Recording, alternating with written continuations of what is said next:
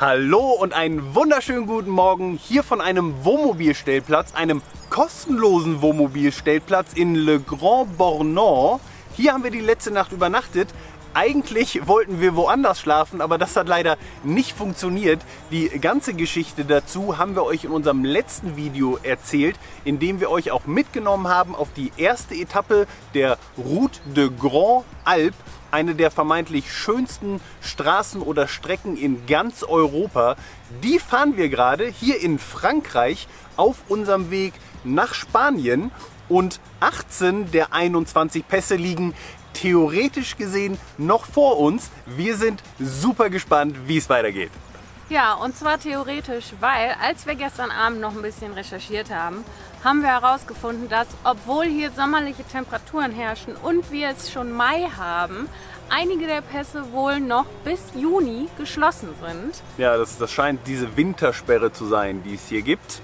Ja, das betrifft auch zwei Pässe, die wir eigentlich heute fahren wollen. Wir haben aber auch herausgefunden, dass es wohl einen alternativen Weg gibt, der ganz nah an einen der beiden Pässe, und zwar an den Col du Miraillet heißt der, glaube ich, heranführt. Das hoffe ich sehr, denn da oben soll es einen sehr großen, sehr schönen Stausee geben, den ich wirklich gerne sehen würde. Ja, ich glaube, er heißt Lac du Roselon oder so ähnlich. Und da versuchen wir jetzt hinzufahren. Weiter geht's!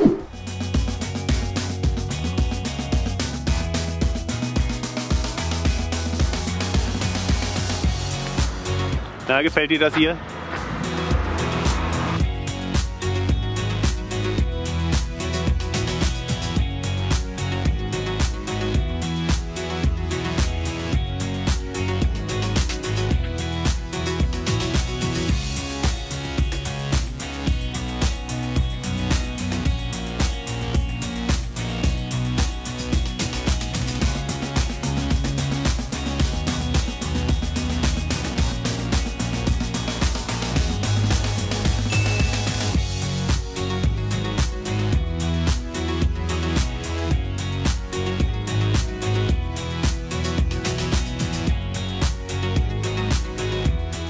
So schnell kann es gehen. Jetzt haben wir innerhalb von, ich glaube, den ersten 20 Minuten direkt zwei Pässe überfahren. Der erste, der war nicht sonderlich spektakulär, der war einfach inmitten von einem Dorf, da war der höchste Punkt.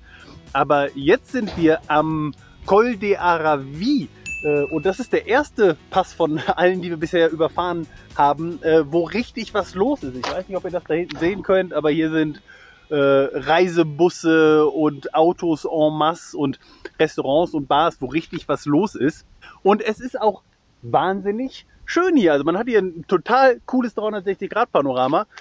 Da ist ein sehr, sehr schöner Berg und da ist ein sehr, sehr schöner Berg. Der bekannteste aller Berge hier, den man sehen kann, ist aber der Mont Blanc. Ich weiß nicht, ob ihr das erkennen könnt, weil es so ein bisschen sehr weitwinklig ist und weiß in weiß gerade. Aber da ist er, der höchste Berg Europas. Ja, man kann ihn richtig gut erkennen, der wird von der Sonne angestrahlt, gerade von hier. Sieht sehr, sehr cool aus. Ich werde das jetzt nochmal mit der richtigen Kamera filmen, da könnt ihr das besser erkennen.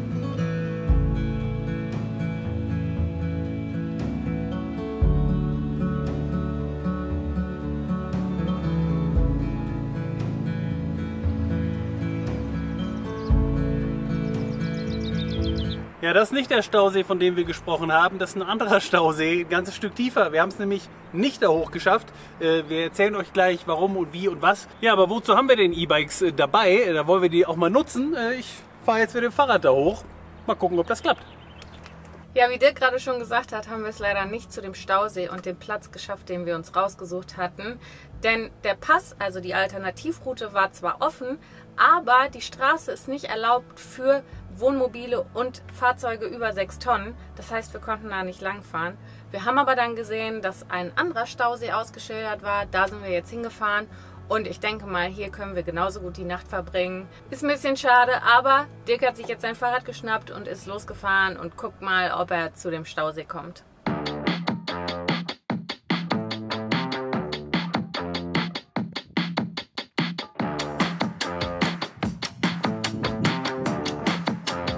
Ich bin dreckig wie Sau. Das Fahrrad ist dreckig wie Sau.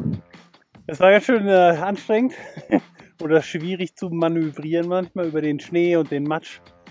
Ja, ich war halt sehr optimistisch. Die Strecke, die Google mir fürs Fahrrad rausgesucht hat, war so zu 3/4 gut fürs Fahrrad geeignet. Und ja, den Rest war so mehr so für Wanderer. Und dadurch, dass es hier doch noch sehr feucht ist und die Wege sehr schmal waren und teilweise Schnee lag, ja, war das ganz schön anstrengend, musste ich schieben. Also das Fahrrad schiebt sich ja zum Glück von selbst. Das hat so ein Handgas-Ding, so eine Schiebehilfe. Das hat auch super funktioniert, aber es ist natürlich trotzdem das so zu manövrieren am Hang und so. Also zurück fahre ich auf jeden Fall über die Straße, das ist der längere Weg. Und bergab ist das ja auch fein, da brauche ich ja nichts an Batterie. Wobei, guck mal, ist noch komplett voll. Ja, jetzt fahre ich auch noch ganz runter. Ich will bis zur Staumauer und ich habe die Drohne eingepackt.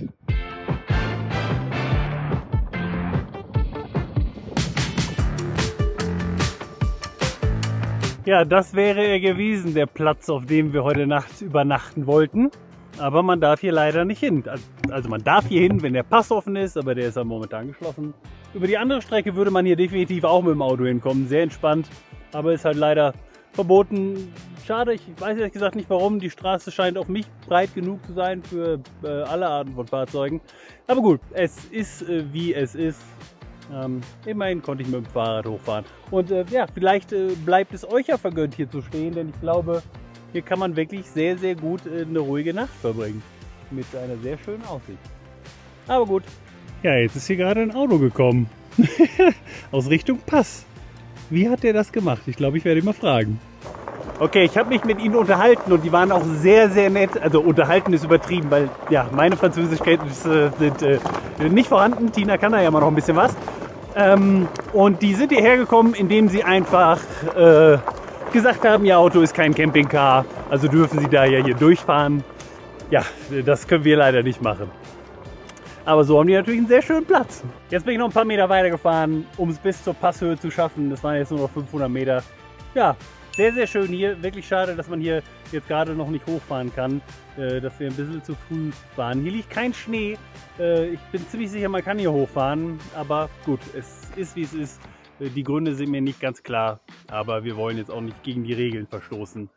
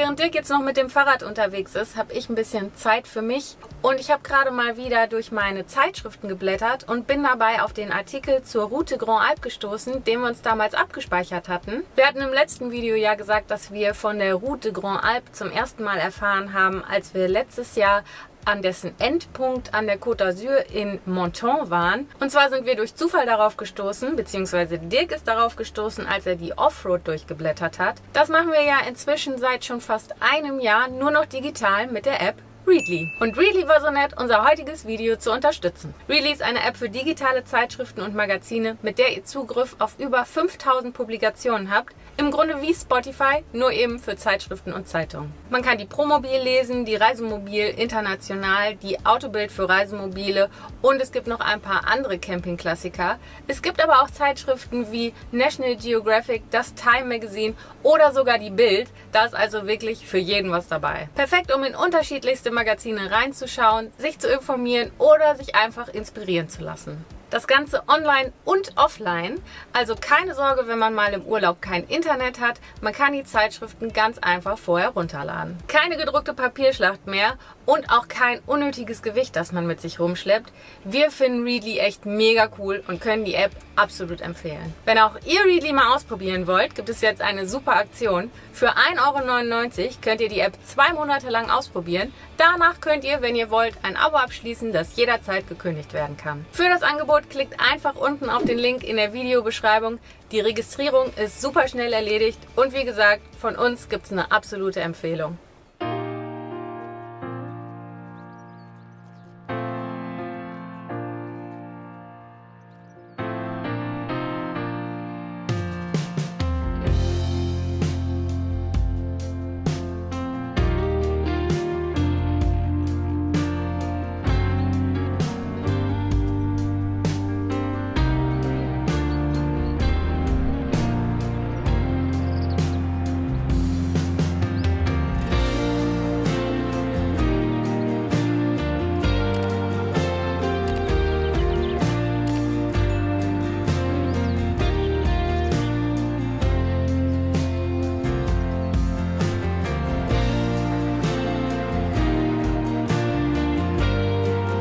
Also ich weiß nicht, ob es daran liegt, dass Freitag der 13. war, aber gestern war irgendwie ganz schön der Wurm drin. 3 Sachen eigentlich. Zuallererst habe ich beim Hochfahren zu dem See bzw. zu dem Pass mit dem Fahrrad ganz viele Aufnahmen mit der 360-Grad-Kamera gemacht, aber leider ja vorher vergessen umzustellen von Zeitrafferaufnahmen zurück auf normale Videos. Das heißt, ich habe jetzt 20 Aufnahmen, die alle 1 Sekunde lang sind und die man im Grunde nicht benutzen kann. Und das ist wirklich schade, weil die Strecke hoch war nicht nur wirklich schön, sondern sie war auch ein bisschen lustig. Dadurch, dass es teilweise sehr schmal war oder über Schnee ging oder durch Matsch ging. Die Aufnahmen sind jetzt halt leider weg oder unbrauchbar. Halb so schlimm, aber das ist so das erste Ding. Das zweite, gesperrte Pässe. Wir haben dann gestern nochmal detailliert recherchiert für alle 16 Pässe, die noch vor uns liegen und haben versucht herauszufinden, sind die geöffnet, sind die geschlossen und tatsächlich scheinen 3 bis 5 Pässe noch geschlossen zu sein. Zumindest scheint es so. So ganz hundertprozentig können wir das ehrlicherweise immer noch nicht sagen, weil ja, es fehlt einfach an einer verlässlichen Quelle, wo man irgendwie mit Sicherheit sagen kann, dass die Infos, die da stehen, stimmen. Mal ist ein Pass auf Google Maps gesperrt, aber auf alpenpässe.de oder alpenrouten.de ist er als offen markiert. Mal ist er auf alpenrouten.de als geschlossen markiert, aber auf der französischen Straßennetzseite ist er offen. Mal ist er auf dieser französischen Seite offen, aber auf Google Maps gesperrt. Man kann es einfach nicht mit Sicherheit sagen. Und das ehrlicherweise ganz schön nervig. Wir haben uns jetzt dazu entschieden, einfach zu den jeweiligen Pässen hinzufahren, um dann vor Ort zu gucken, ob der Pass auf oder tatsächlich geschlossen ist. Manchmal ist es sowieso so, dass ein Pass von der einen Seite befahren werden kann, von der anderen Seite aber nicht. Wahrscheinlich, weil auf der jeweiligen Nordseite noch Schnee liegt, der im Süden schon geschmolzen ist. Für uns heißt das jetzt, dass wir auf jeden Fall ein paar Umwege fahren werden.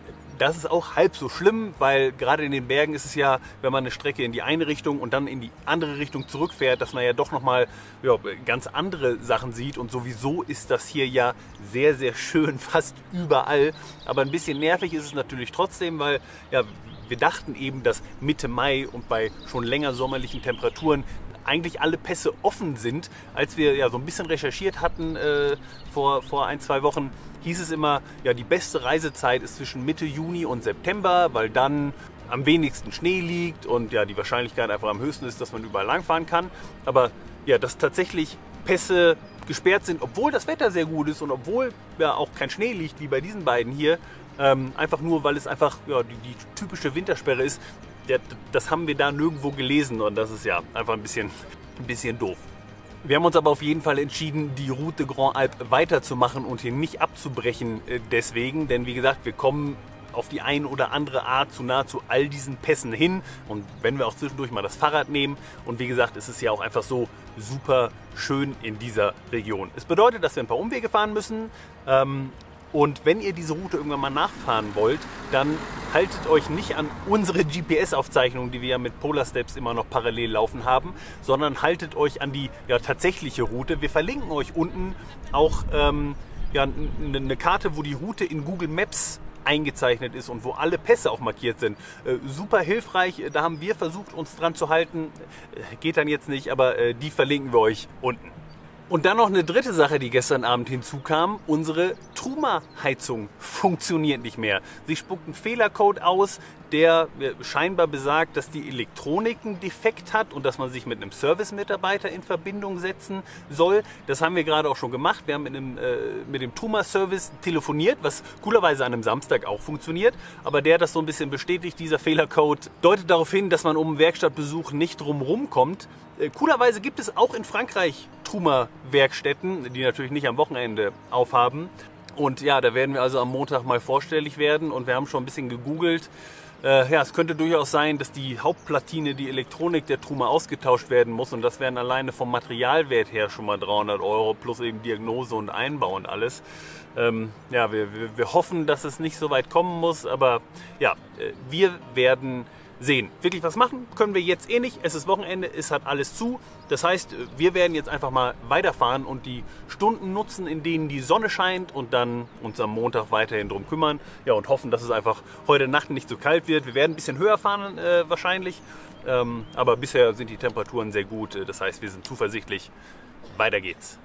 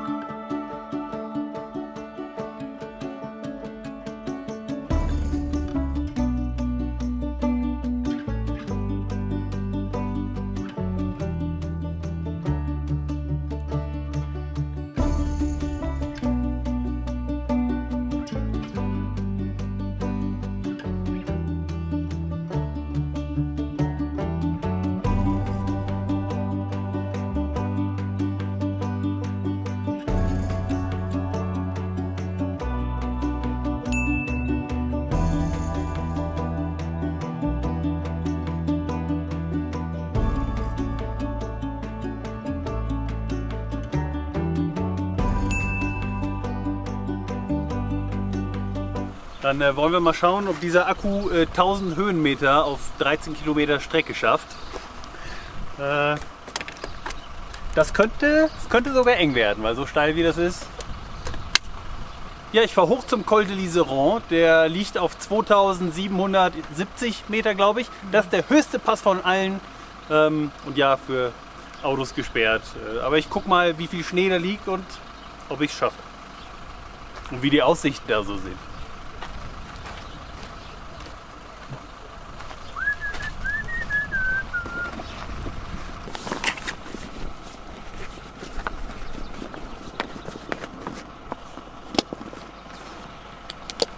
Habe ich alles, was ich brauche? Ich glaube. Wenn nicht, ich rufe an. So, ich habe sichergestellt, er steht nicht auf Zeitraffer, er steht auf normalem Video. Dann wollen wir das mal versuchen. Viel Spaß. Dankeschön. Let's do this.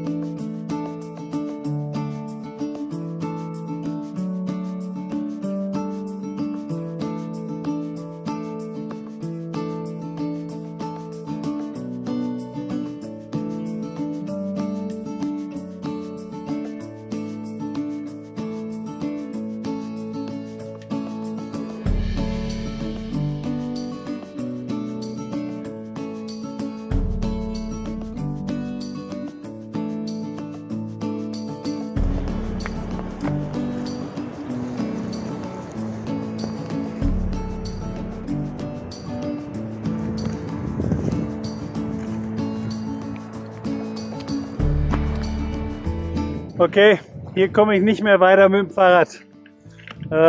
Hier könnte man vielleicht noch schieben, aber da vorne ist eine Stelle, da ist so hoch Schnee. Also da will ich nicht mal zu Fuß weitergehen. Ja, ich habe es versucht.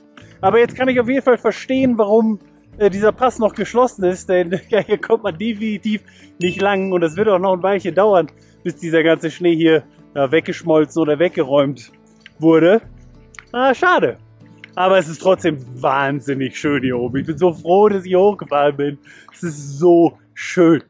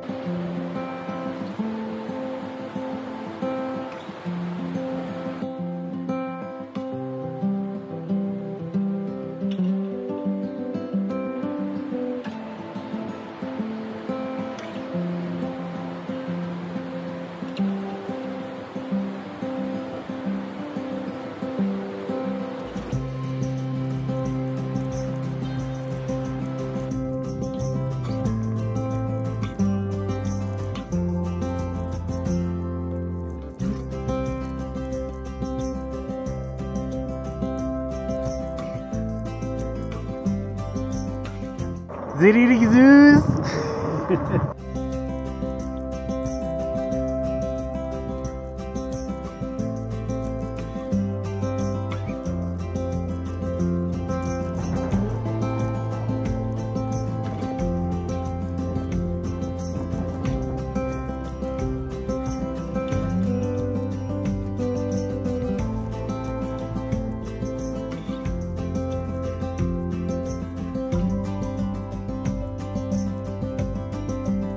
Ja, ich glaube, wir haben unseren Stellplatz für die Nacht gefunden. Wir stehen hier in so einem Flussbett, ein ganzes Stück von der Straße entfernt. Sehr gut zu erreichen aber. Und ja, es ist traumhaft schön. Und wir haben hier sogar noch Abendsonne, also was will man mehr?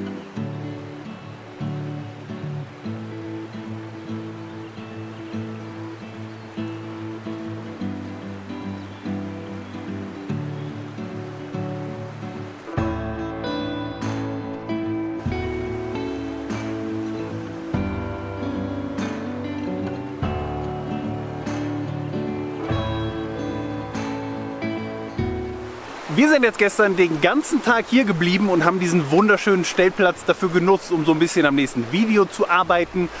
Und ja, mussten auch den einen oder anderen Regenschauer leider aussitzen. Aber jetzt ist Montag, jetzt brechen wir auf in Richtung Grenoble. Da wollen wir in der Truma-Werkstatt versuchen, unsere Heizung reparieren zu lassen.